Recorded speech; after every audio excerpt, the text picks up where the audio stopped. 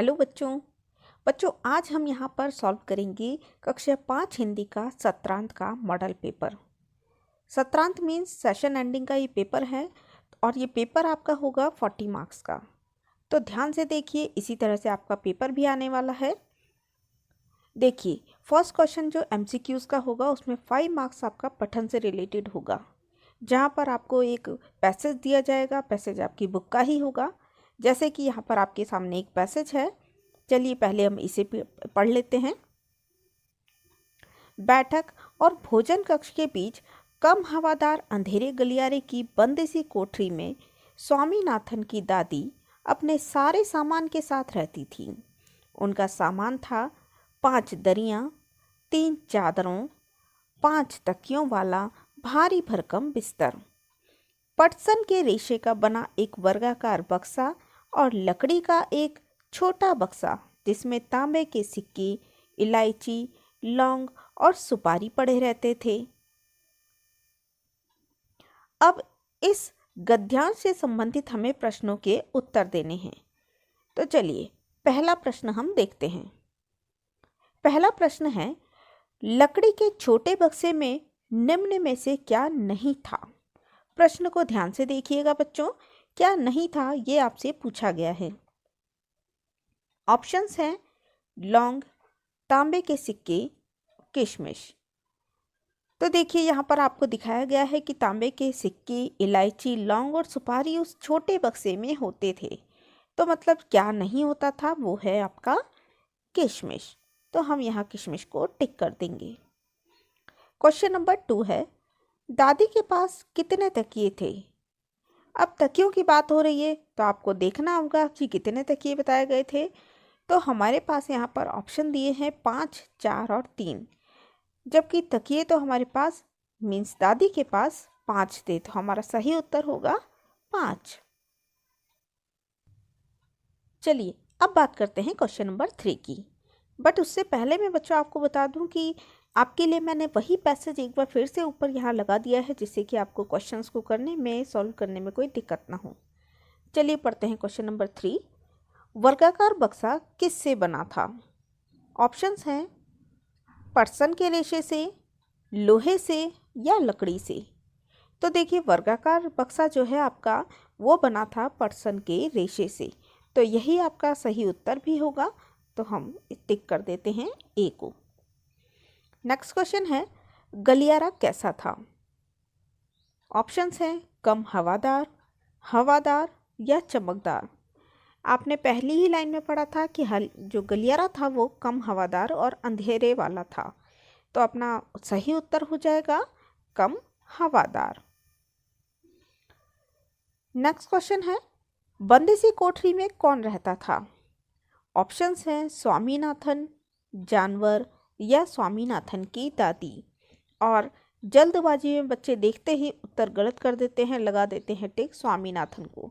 आपको पैसेज को ध्यान से देखना है कि देखिए बंद सी कोठरी में स्वामीनाथन की दादी अपने सारे सामान के साथ रहती थी।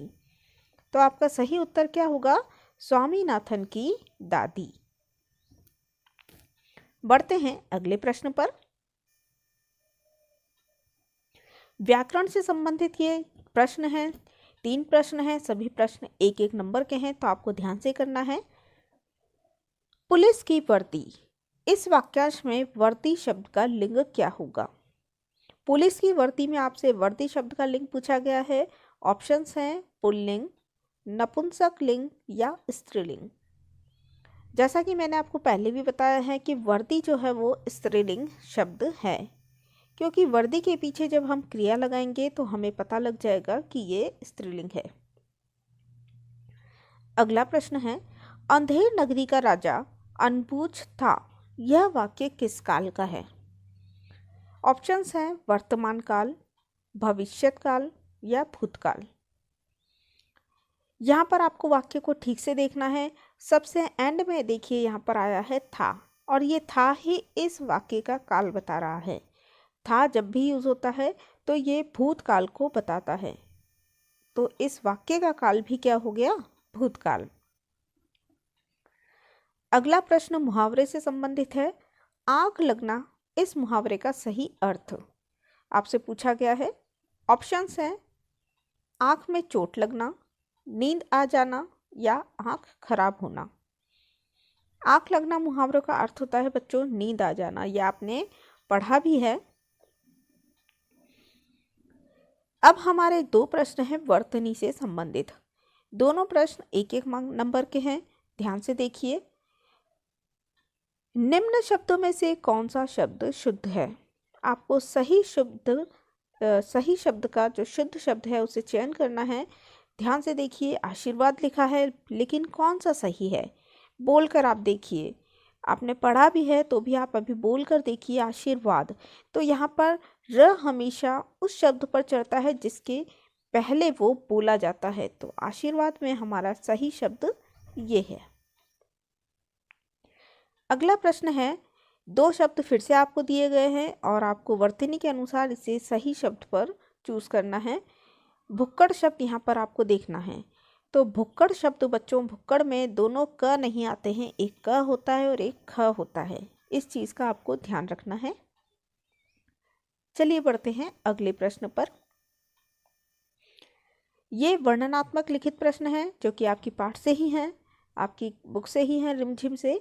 देखिए पहला प्रश्न है, कोको के लिए चावल के पापड़ कौन लाया था? आपने चावल की रोटियां इस पाठ को, इस नाटक को ठीक से पढ़ा है, आपको याद है, तो आपको पता होगा कि कोको के लिए चावल के पापड़ कौन लाया था। जल्दी से उत्तर आप सोचिए। चलिए मैं बता देती हूँ कि कोको के लिए चावल के पापड़ मिमी लाई थी। अब देखिए अगला प्रश्न, आपकी पाठ्य पुस्तक रिमझिम की कौन सी कविता नागार्जुन ने लिखी है? अब आपसे यहाँ पर कविता का नाम देकर कवि का नाम नहीं पूछा गया है, आपसे यहाँ कवि का नाम दिया गया है और कविता का नाम पूछा है। तो सोचिए कौन सी कविता नागार्जुन ने लिखी थी। आई होप आपने उत्तर सोच लिया होगा। यस, आपका गैस सही है। कविता थी बाघ आया उस रात। तो रिमझिम पुस्तक में बाघ आया उस रात वो कविता थी जो नागार्जुन द्वारा लिखी गई है। चलिए नेक्स्ट क्वेश्चन है, छोटी सी हमारी नदी कविता के किस शब्द से पता चलता है कि नदी के किनारे जानवर भी जाते थे? ऐसा कौन सा शब्द आपने उस कविता में पढ़ा, याद करिए। जानवरों से संबंधित। गुड, आपका उत्तर बिल्कुल सही है। ढोर डंगर ये शब्द पाठ में उस कविता में आया है, पार जाते ढोर डंगर, और इसी से पता चलता है कि उस नदी के पास में जानवर भी जाते थे। तो आपको समझ में आ गया होगा कि किस तरह से आपको लिखित प्रश्नों के उत्तर लिखने हैं। जो वर्णनात्मक प्रश्न होते हैं उनके उत्तर आपको पूरे लिखने हैं, न कि सिर्फ एक शब्द में उत्तर देना है। अब है हमारा व्याकरण का भाग। व्याकरण में भी आपसे देखिए विशेषण और एकवचन के प्रश्न पूछे गए हैं, कुछ प्रश्न और भी आएंगे। पहले हम बात करते हैं विशेषण पर दिए गए प्रश्नों की। आपको यहाँ पर दो वाक्य दिए गए हैं, विशेषण शब्दों को उसमें से चूज करना है। पहला वाक्य है, कोको की माँ ने दुकानदार से नीला फूलदान मांगा था। यहाँ पर विशेषण शब्द क्या है? तो देखिए विशेषण शब्द क्या होते हैं? जो विशेषता बताते हैं। विशेषता किसकी? किसी भी संज्ञा या सर्वनाम की। तो यहाँ संज्ञा शब्द है फूलदान और इसकी विशेषता बता रहा है ये नीला शब्द। तो ये नीला ही हमारा विशेषण है। सुरेश अच्छा लड़का है।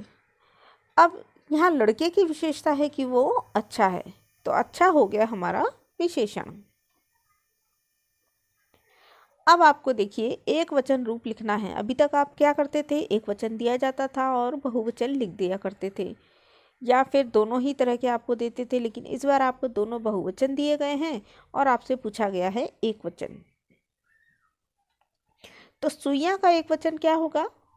आप लिखिए, मैं भी आपको सही उत्तर बताती हूँ और आप चेक करिए कि आपका उत्तर सही है। सुई, सुइयां का एक वचन क्या होगा? सुई। टाँके, टाँके का एक वचन आपको बताना है। टाँके का एक वचन क्या होगा? गुड, टाँका। मात्राओं का थोड़ा ध्यान रखिएगा लिखते समय। चलिए देखते हैं अगला प्रश्न। डाकू शब्द की भाववाचक संज्ञा है। व्याकरण से ही आपके ये है, आपने संज्ञा पढ़ा है, सर्वनाम, विशेषण, क्रिया सभी कुछ आपने पढ़ा है। तो पहला जो प्रश्न है वो संज्ञा से है। डाकू शब्द की भाववाचक संज्ञा, आपके ऑप्शन से है डाकुओं, डकैत, डकैती या डाकुत्व। देखो डाकुओं तो हो गया इसका बहुवचन, तो भाववाचक संज्ञा हमें बदलनी है, तो भाववाचक संज्ञा यहाँ पर है डकैती। अगला प्रश्न है उस पेड़ पर चढ़ जाओ। यहाँ रेखांकित शब्द में विशेषण आपसे पूछा गया है। रेखांकित जो अंडरलाइन शब्द है वो है उस में कौन सा विशेषण है? उसको देखकर आपको पता लग रहा हो कि ये सर्वनाम है, किसी खास पेड़ की बात की जा रही है, उस पेड़ की मतलब सर्वनाम की। तो ये जो विशेषण है वो भी कौन सा हो गया? सार्वनामिक विशेषण। खुद शब्द सर्वनाम के किस भेद का उदाहरण है? अगला प्रश्न है हमारा तीसरा प्रश्न। यहाँ खुद शब्द के बारे में पूछा गया है कि सर्वनाम के किस भेद का उदाहरण है। तो सर्वनाम वाली वीडियो में बच्चों मैंने आपको अच्छे से बताया है कि खुद जो है वो निजवाचक सर्वनाम का उदाहरण है, उसका द्योतक है।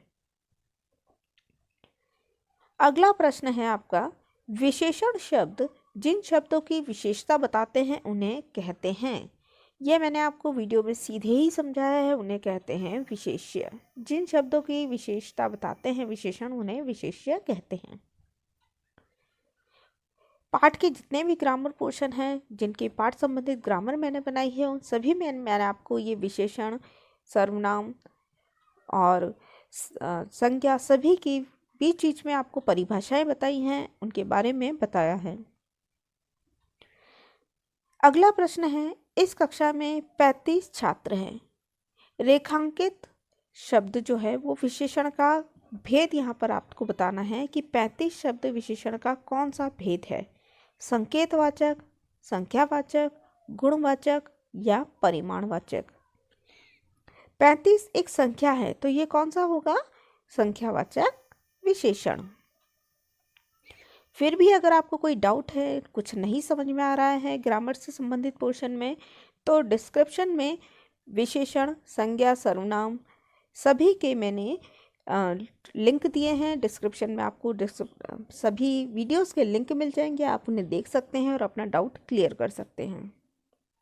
तो चलिए बढ़ते हैं अगले प्रश्न पर। शुद्ध वर्तनी पर गोला लगाइए। यहाँ आपको 2 शब्द दिए गए हैं, एक गलत है और एक सही है। अगर आपका उच्चारण सही है तो आप सही शब्द को चूज कर लेंगे। अगर आपने उच्चारण गलत सीखा है, गलत करते हो, तो आपका प्रश्न का उत्तर भी गलत हो जाएगा। तो आप सही से यहाँ पर उच्चारण करिए और शब्दों को पढ़िए। देखिए पहला शब्द है पर्यावरण। पर्यावरण नहीं होता है, पर्यावरण होता है। तो सही हमारा जो उत्तर होगा वो क्या होगा? पर्यावरण। अगला है भिष्टि। भिष्टि नहीं होता है, भिष्टि होता है। तो हमारा सही शब्द हो जाएगा भिष्टि। देखिए सीढ़ी नुमा, अब आप कहेंगे ये तो दोनों एक से हैं, दोनों सही लग रहे हैं, लेकिन जब आप बोलेंगे तो आप गौर करेंगे कि सीढ़ी नहीं होता है, सीढ़ी नुमा होता है।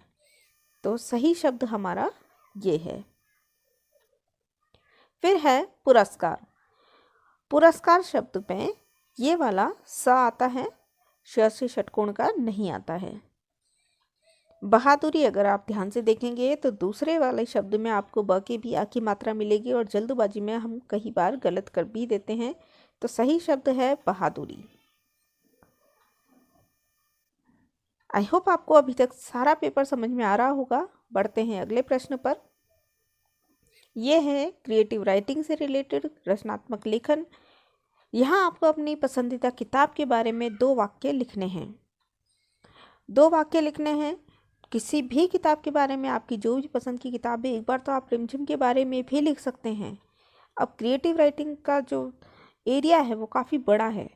हम नहीं कह सकते कि हमने क्या दिया है आपको, क्या पढ़ाया है, और आप यहाँ पर ज़रूरी नहीं है वही टॉपिक आ जाए।